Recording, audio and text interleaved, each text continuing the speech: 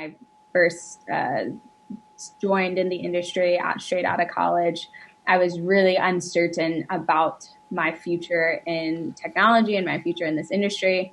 I didn't think I had the chops, like I didn't look like my other peers that I was used to when I was getting my education, and just really wasn't sure that this was the path for me. And being part of a community where I connected with other women and other engineers who looked like me, and just like this diverse set of folks who were in engineering really encouraged me and set me down the path of like staying interested in this field, which I have like an immense passion and excitement around. For me, I connect to the Women Who Code mission because it's always been about how I can use my new skills at every level of my career to open up doors and level up other women through, free workshops that I'm running, through coaching, through mentoring, those kinds of things.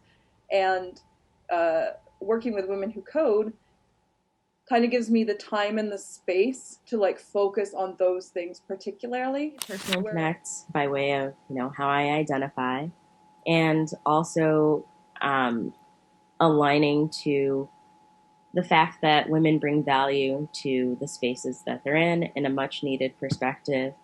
And I believe Women Who Code's mission to further elevate that and level out the playing field and opportunities for women in tech is very crucial as we move towards more advanced and unknown technologies that really rely on understanding a human experience. For Women Who Code, for me, it's a community, and you're not alone in it.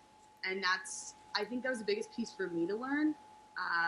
And now to be part of that community and be surrounded by such intelligent and open women about whether or not what they want to learn, what they want to teach, challenges they've faced in the work world. I think the connection piece and the community piece speaks the most.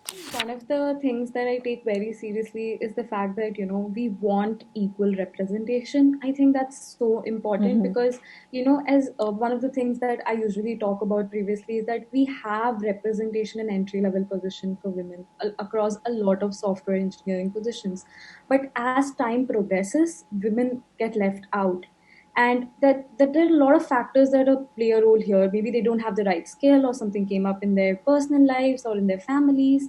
And you never know what actually caused this to happen. But at the same time, I love the fact that we are Women Who Code truly believe that we need to be, have equal representation at all places, as VCs, as managers, as software engineers. And I think that wholly represents what women in tech do. When I started out in my career, I was actually really inspired by Women Who Code myself, and they gave me the confidence to really own my career and really have the confidence to